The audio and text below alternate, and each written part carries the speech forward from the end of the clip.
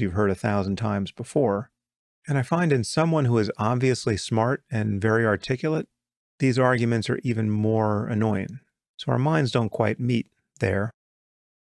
My basic gripe with Milo, and again, this is based only on a few interviews and a couple of his articles, is that he strikes me as fairly insincere.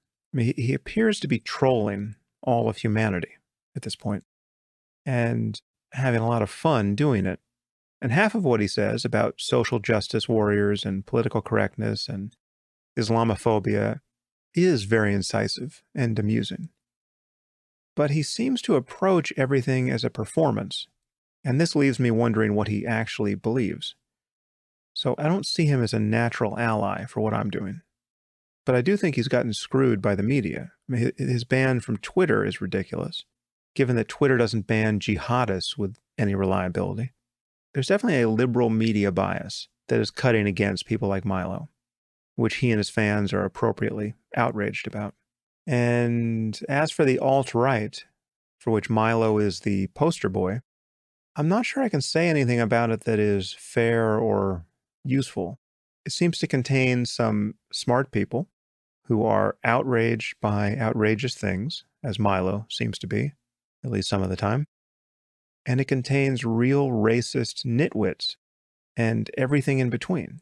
It's a bit like the Black Lives Matter movement in that respect, which is to say a totally mixed bag, and the net result of which is divisive, in my view. As far as I can tell, becoming a part of a movement doesn't help anybody think clearly. So I distrust identity politics of all kinds. I think we should talk about specific issues, whether it's trade or guns or immigration or foreign interventions or abortion or anything else. And we should reason honestly about them. And I'm not the first person to notice that it's pretty strange that knowing a person's position on any one of these issues generally allows you to predict his position on the others. This shouldn't happen. Some of these issues are totally unrelated. Why should a person's attitude toward guns be predictive of his views on climate change or immigration or abortion? And yet, it almost certainly is in our society. That's a sign that people are joining tribes and movements, right? It's not the sign of clear thinking. If you're reasoning honestly about facts, then the color of your skin is irrelevant. The religion of your parents is irrelevant. Whether you're gay or straight is irrelevant.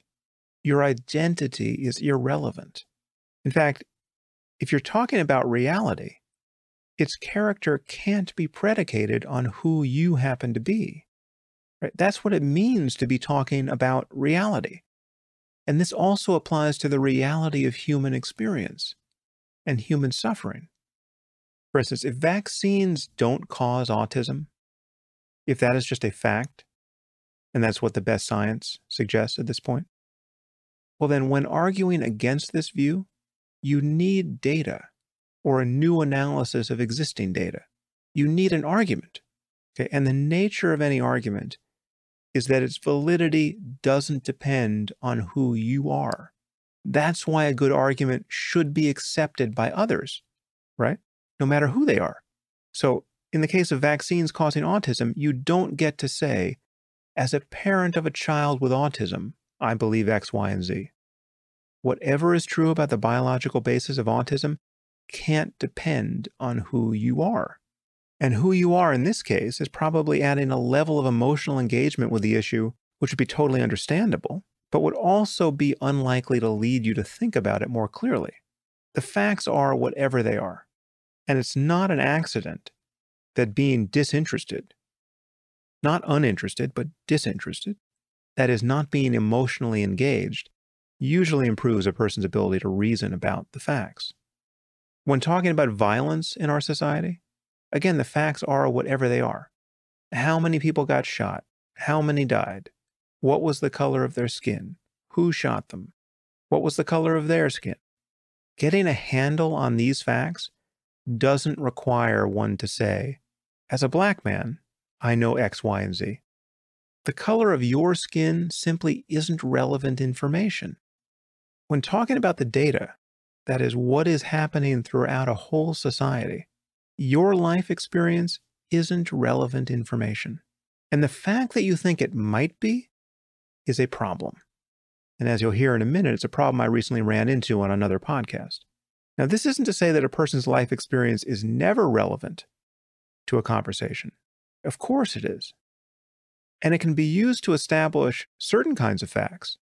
I mean, if someone says to you, Catholics don't believe in hell, it's perfectly valid to retort, actually, my mom is a Catholic and she believes in hell. Of course, there's a larger question of what the Catholic doctrine actually is. But if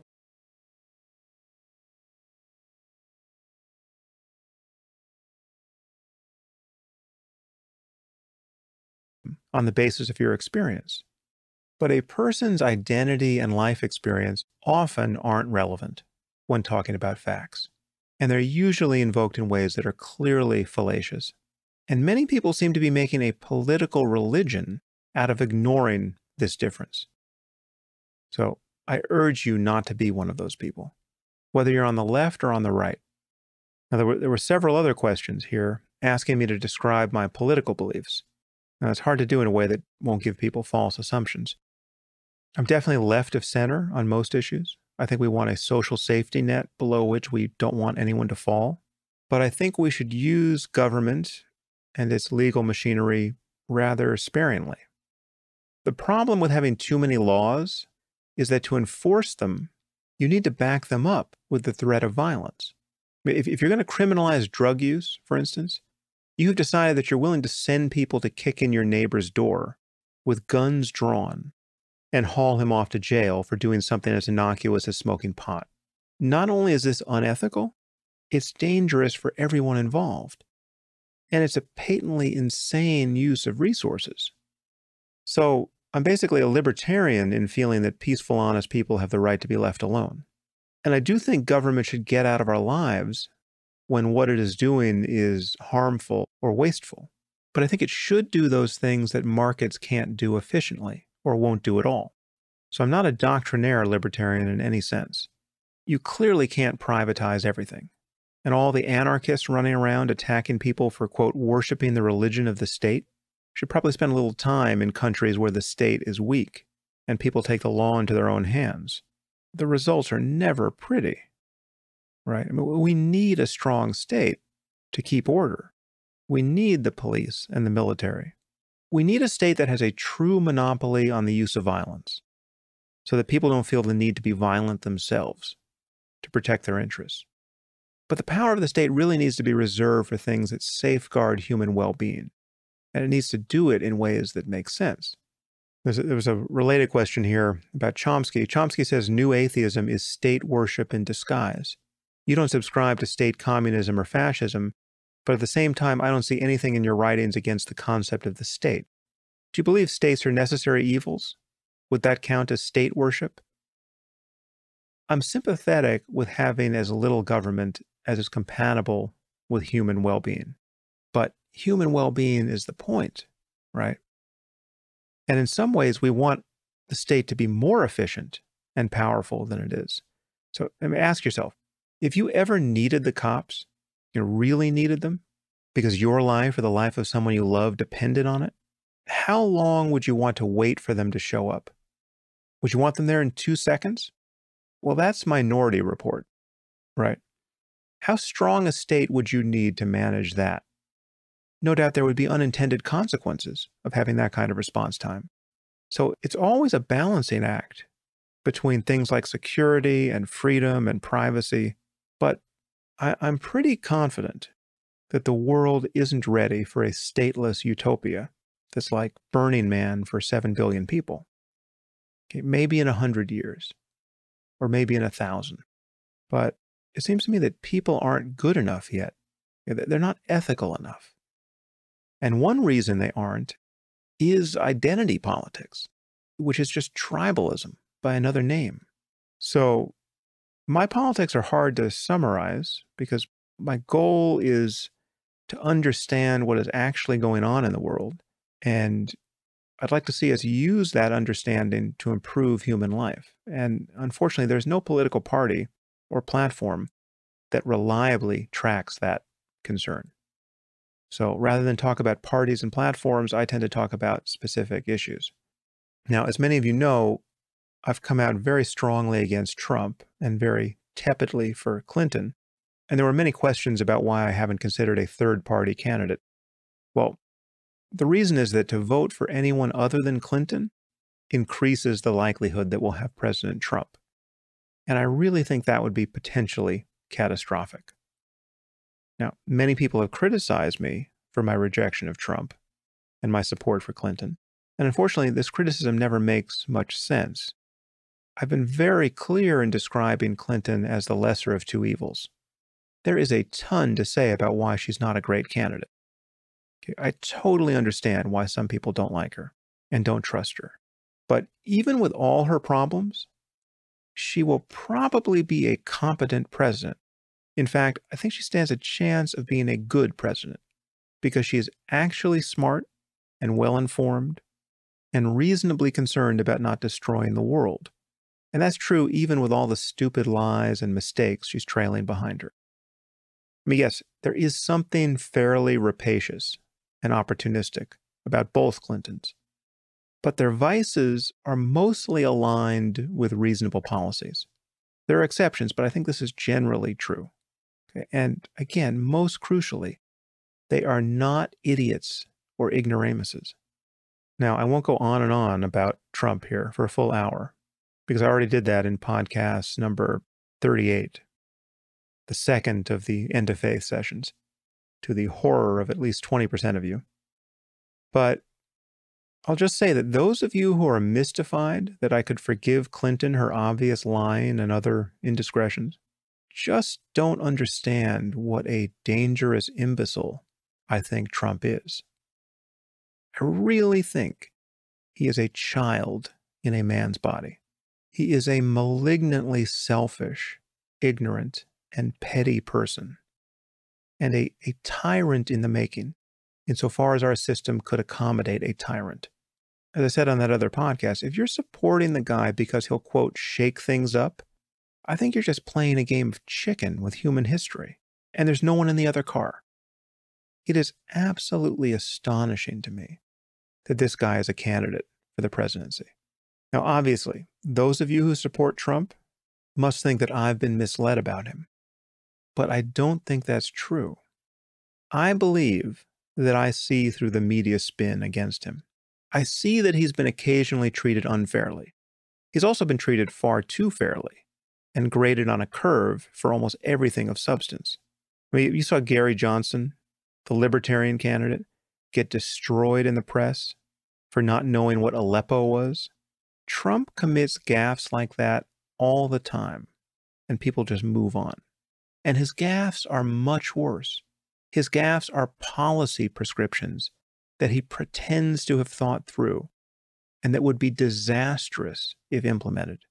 Like at the presidential forum the other day with Matt Lauer, where he was asked about the war in Iraq. I'm going to actually read some of this. He was asked about the war in Iraq. And he said, "I've always said we should have just taken their oil." When asked how he would do this, he said, and this is a quote, "Well, you just would leave a certain group behind, and you would take various sections where they have the oil. People don't know this about Iraq, but they have among the largest oil reserves in the world. You know, it used to be to the victor go the spoils. Now, there was no victor here. Believe me, there was no victor. But I always said, take the oil. One of the benefits we would have had if we took the oil is ISIS would not have been able to take the oil and use the oil to fuel themselves." End quote. Now, it should be clear that this is much worse than just blanking on what Aleppo is. Okay? This is just insanity. Forget about the logistical problems of, quote, just taking the oil. Forget about the ethical problem of taking the main resource from a country we were ostensibly trying to help and further impoverishing tens of millions of people who we had just subjected to punishing sanctions for a decade and who we just freed from a brutal dictatorship. I mean, what's he picturing happening in Iraq to the Iraqi people when we just take their oil? mass starvation? Okay, forget about that. Forget about the fact that ISIS's primary funding hasn't been oil. They were robbing banks and forcing people to just give them money. Forget about that.